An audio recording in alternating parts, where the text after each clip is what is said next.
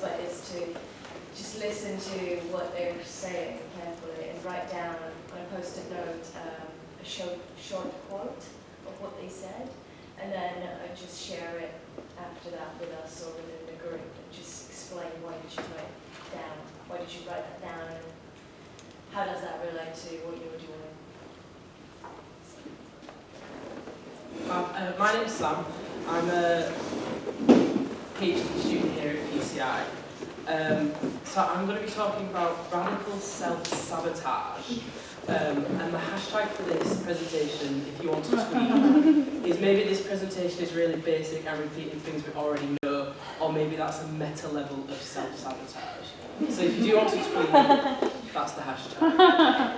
How do we participate? So I'm going to talk briefly about the political relationship between a community arts or applied data practitioner or facilitator with the people they work with, and also their position as participant of wider cultural structures. The same cultural structures our participants are bound into.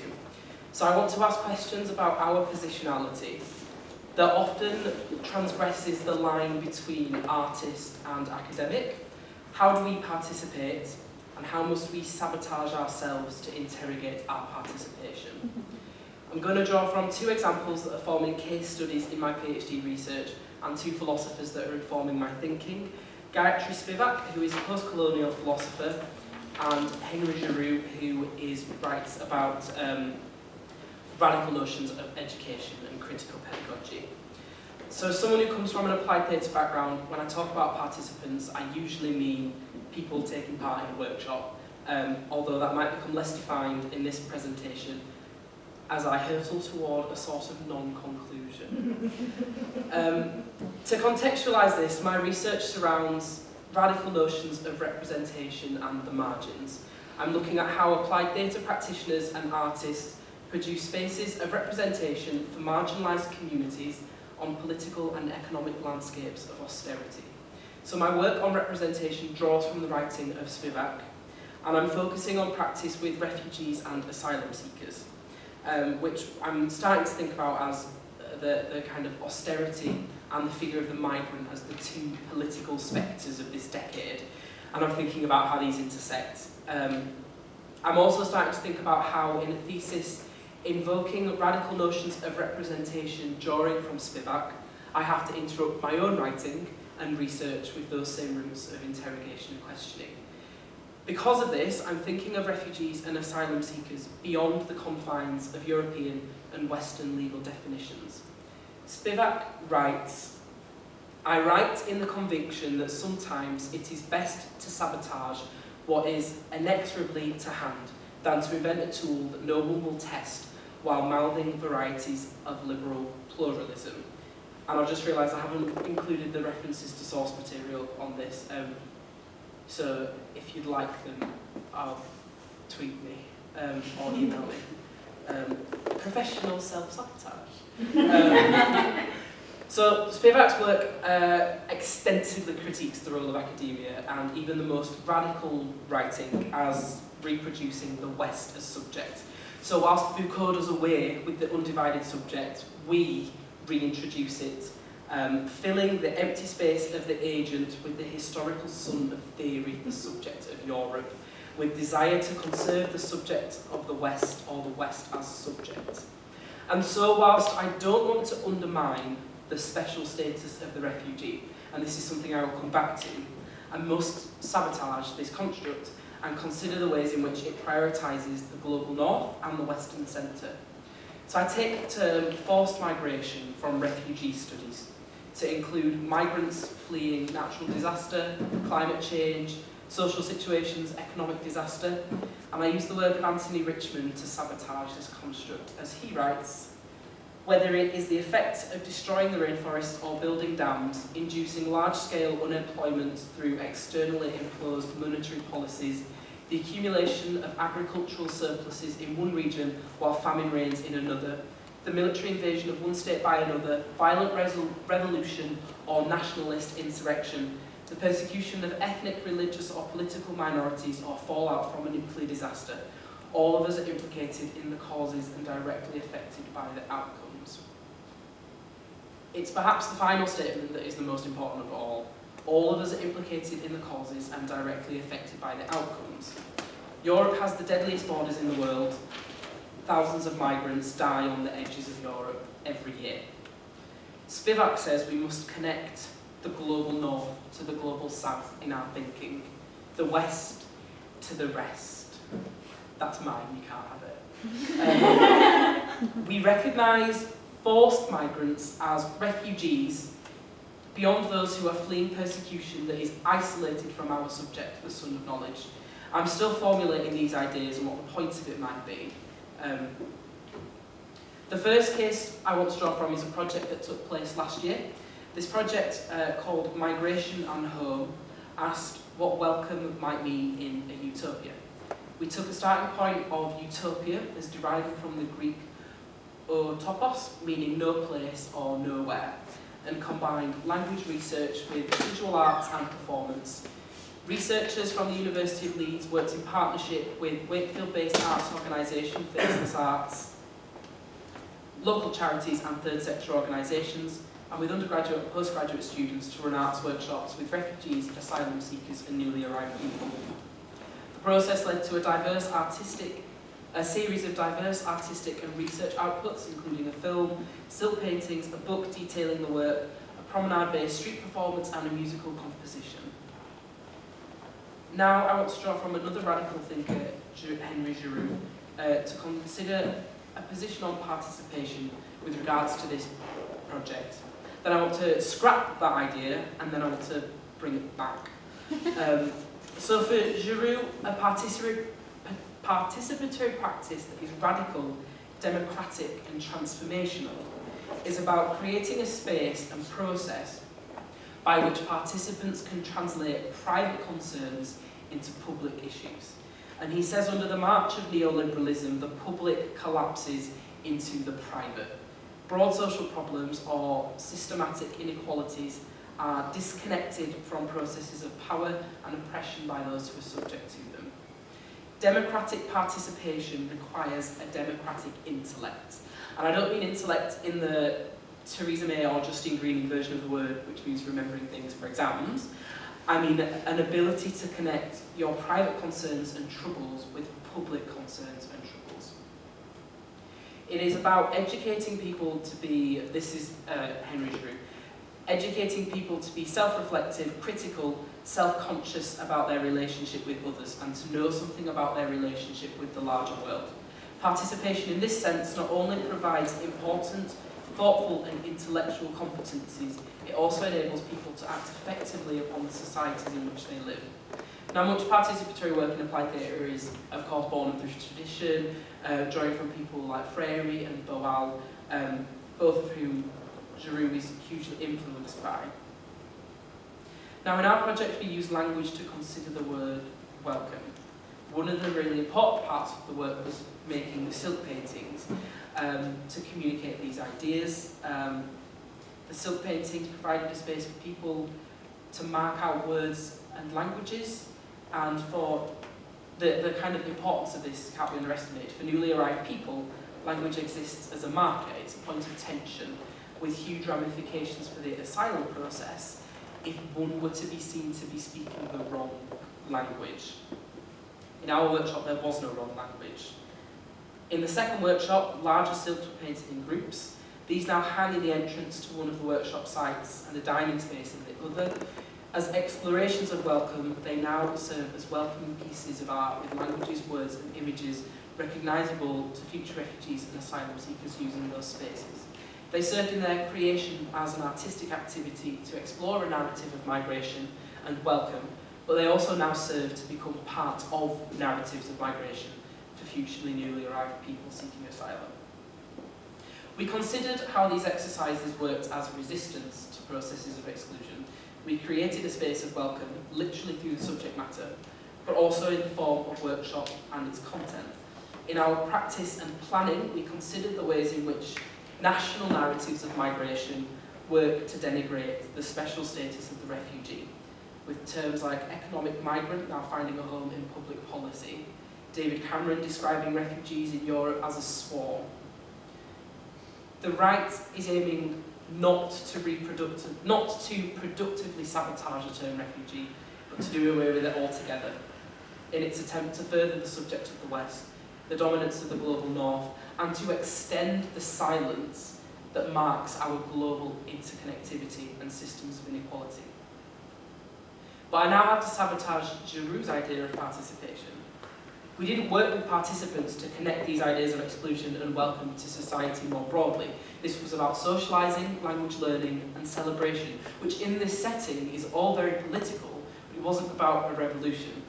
To embark upon a kind of Freirean process of conscientisation in this setting wouldn't be radical, it would be unethical. What would be the practices or processes that we would do? We can't ask individuals going through the asylum process to critique the British state or how it works to oppress them whilst crying democracy and participation. We just can't. Or can we?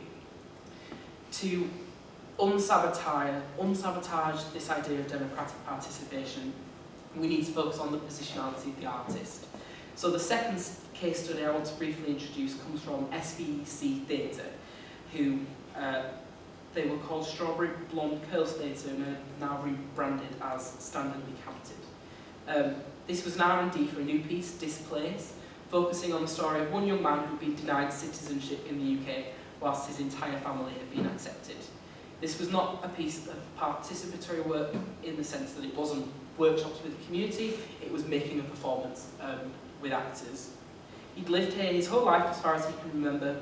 The government wanted to deport him to Zimbabwe. He only speaks English and was in his final year of university, which was suspended as he appealed his case. This is what he said in an interview. He's talking through how people told him to write a blog, to talk to the media, start a YouTube channel, how could he get his story out there, but ultimately he felt working with this theatre company was going to be the best way to do it, drawing from a play that he had seen called Tanya, which was about the detention centre Yarl's Wood. Yarl's Wood is a detention centre outside of York. We're the only country in Europe that will detain refugees indefinitely without any obligation to tell them why. Detention centres are run by private firms like G4S, who also house asylum seekers and are responsible for organising deportations.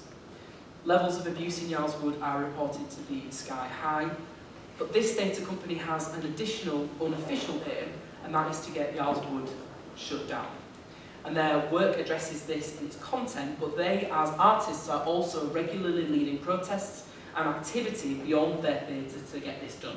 They'll stand outside the walls of Yarl's Wood and rally with the women who were stood on the other side in the yards, and they'll chant together. In the first example, we don't want to connect private issues to public discourses with the group we work with, and that's fine, that comes out of ethical considerations. It's also further problematised by the notion of citizenship and democracy. For there to be a demos, there has to be a non-demos, who is not a citizen. Refugees, are they the outsider within, abject to us? How is our participation defined by the forced non-participation of others? The important element here is that we participate. How can I work with refugees and create art that is supposed to be affecting change, and not use my research and my politics and my individual personal participation in democracy as a radical group of activism? We must at every turn consider our own participation, and we must consider this as artists and as academics and as saboteurs. Giroux writes, of course the point is for intellectuals and others to make it clear that neoliberal and neoconservative forces are transforming the university into an anti-democratic public sphere, and to provide a discourse of possibility that challenges this terrible refiguration of higher education. I'll just point out that this was written in 2010 whilst he was working in America. He's since moved to Canada, but I think increasingly this is true in the UK too. First, we need to figure out how to defend more vigorously higher education as a public good. If we can't do that, we're in trouble. Secondly, we need to address what the optimum conditions are for educators, artists, activists, etc. to perform their work in an autonomous and critical fashion. In other words, we need to think through the conditions that make academic labour fruitful, engaging and relevant. Third, we need to turn the growing army of temporary workers now swelling the ranks of academy into full-time permanent staff. The presence of so many part-time employees is scandalous and both weakens the power of the faculty and exploits these workers.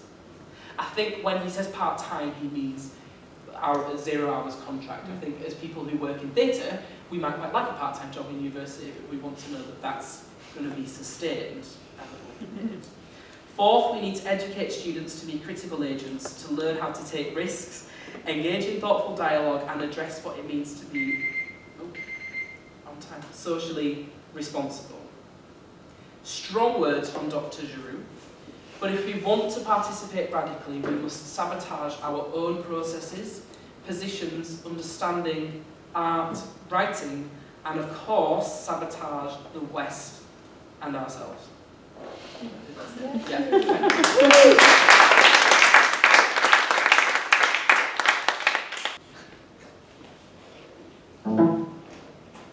going to show you.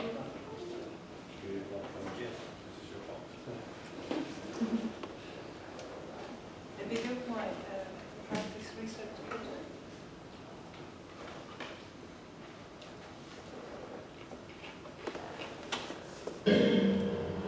She lets people. She lets people in acts when she talks. She's She looks people directly in the eyes, like she could find the She has light brown eyes that get lighter under the sun and darker in dark places. She doesn't smile out, but when she does, she means it. She has a dimple when she smiles.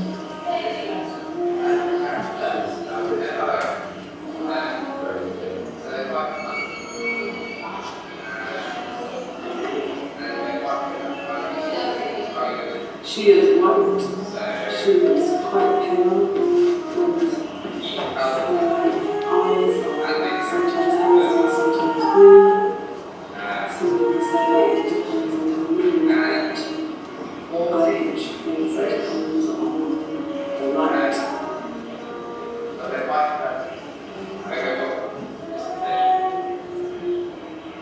And I'm sort of wondering when do I tell her? You know, do I wait until things are serious, in which case it's almost like she's trapped into the situation, or do I tell her straight away? She's done lots of different kinds of shitty jobs. Experienced so much forced jollity and teamwork in my entire life. I remember being at the top of the Atlas Mountains in Morocco, but the only thing I could think about was that I was on my own, and that I just wanted to share the experience with someone. Marguerite has taken a cruise ship once in her life from Seattle to Alaska and through Glacier Bay. Of course, Alaska was beautiful. It was the first time she'd ever taken a vacation to somewhere cold. Marguerite told me that she loved it because of something else. Something mechanical. She loved the fact that the ship was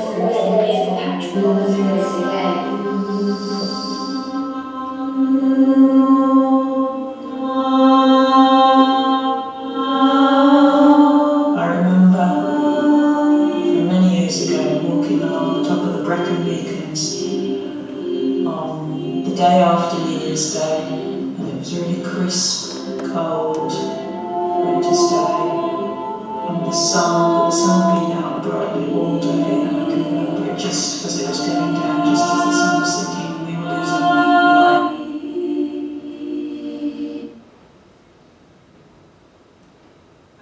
Workspace 2 is a practice as a research project, and it draws from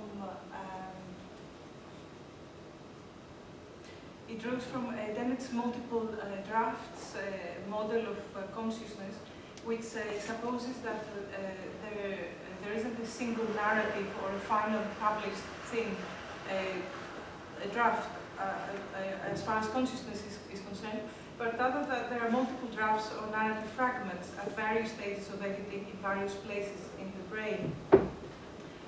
It also makes reference to Martin Crimp's work, Attempts on Her Life, to create a multi-layered dramaturgy called Margarita in the form of an art installation, of which you saw some documentation right now. The piece was durational, based on recordings, live performance and captions, and it was generated by the contributing artists. Some of them are actually here. The audience who were free, some of the audiences are actually here as well, who were free to enter and exit as they wished, and other participants who recorded their voice in advance. The sound of the installation consisted of 11 chapters, which corresponded to various characteristics of Margarita and formed the Margarita experience. During the installation, there were also live stream voices from outdoors that were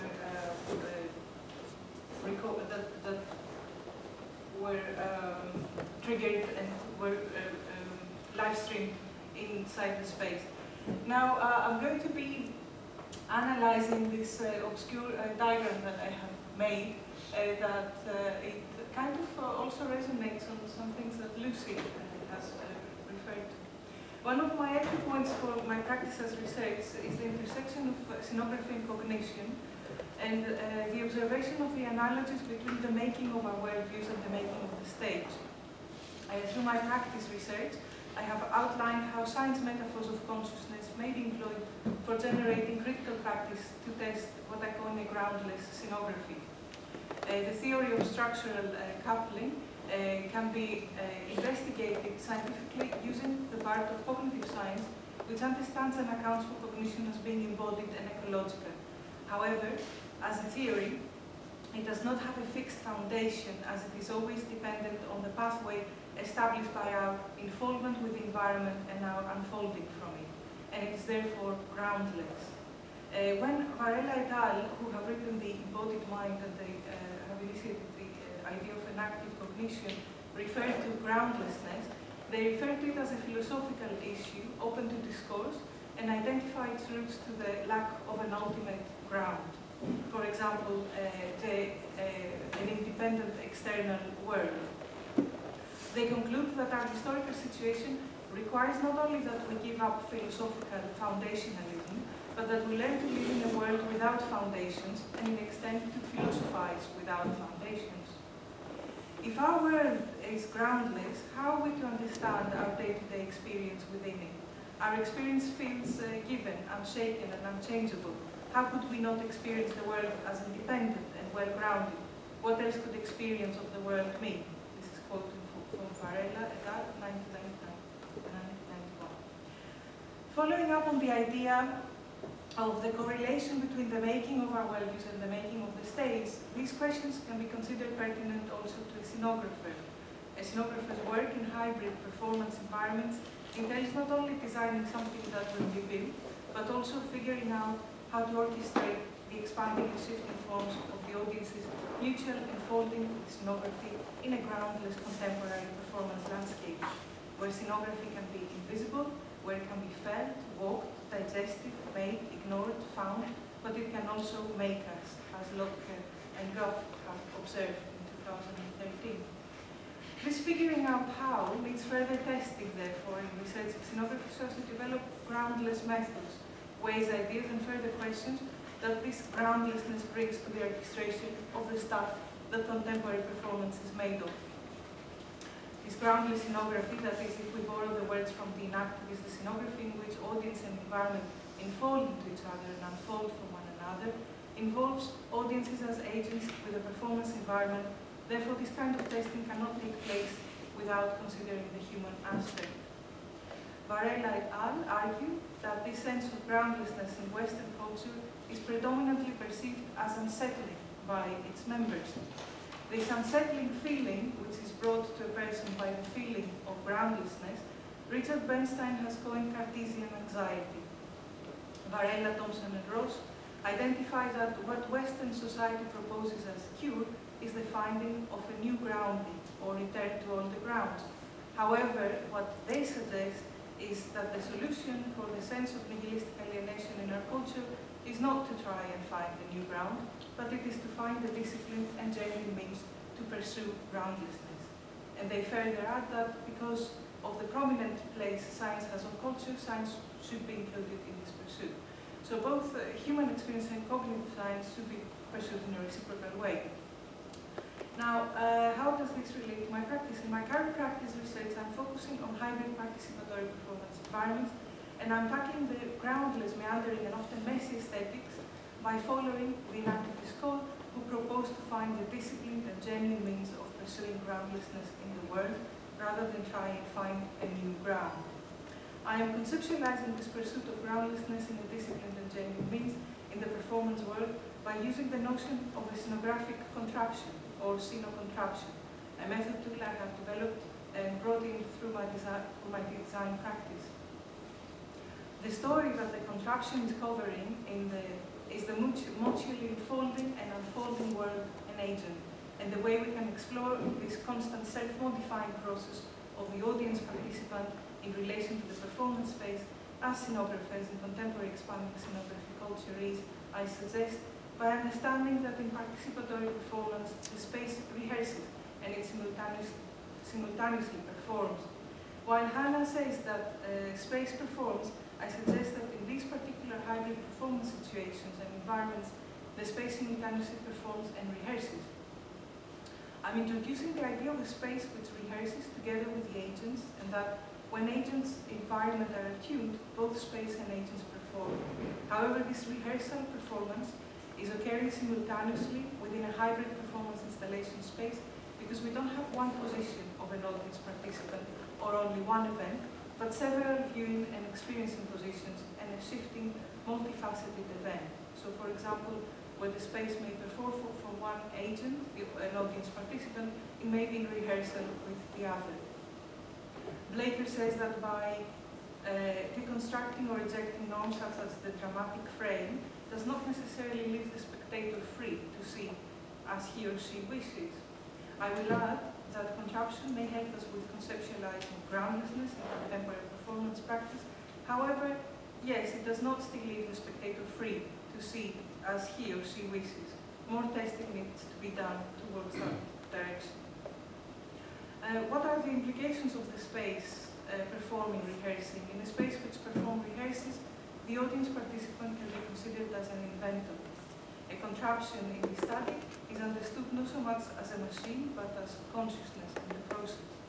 I'm suggesting that conceptualizing contraptions can help us navigate groundlessness, as outlined by the inactivists, by providing and generating event spaces, following Chumi, which simultaneously perform rehearsal. My understanding of these hybrid performance environments as rehearsal spaces where the audience participants take up different roles of an actor, a director, a scenographer, the spotlight of attention which changes depending on who is attending and who is doing. However, the frames are not linear, but appear at moments where there is this attunement and the performance happens. I will refer to the artist scenographer in the case of designing groundless contraption environments as the processual designer, appropriating a term from White, 2013. In the case of the workspaces, the practice installations that I've made, in the study, the processual designer, which is myself, designs a disciplined process using the method of the scenocontraption, which is itself an undisciplined notion, through unwritten, invisible instructions that are afforded by the scenography and borrowing from an active understanding. Gradually, in an initially structurally determined, however context-free environment, associations begin to take place and shape the development of the genuine means, the experience of the audience's structural coupling with the scenographer's scenocontraptions. And this is the diagram.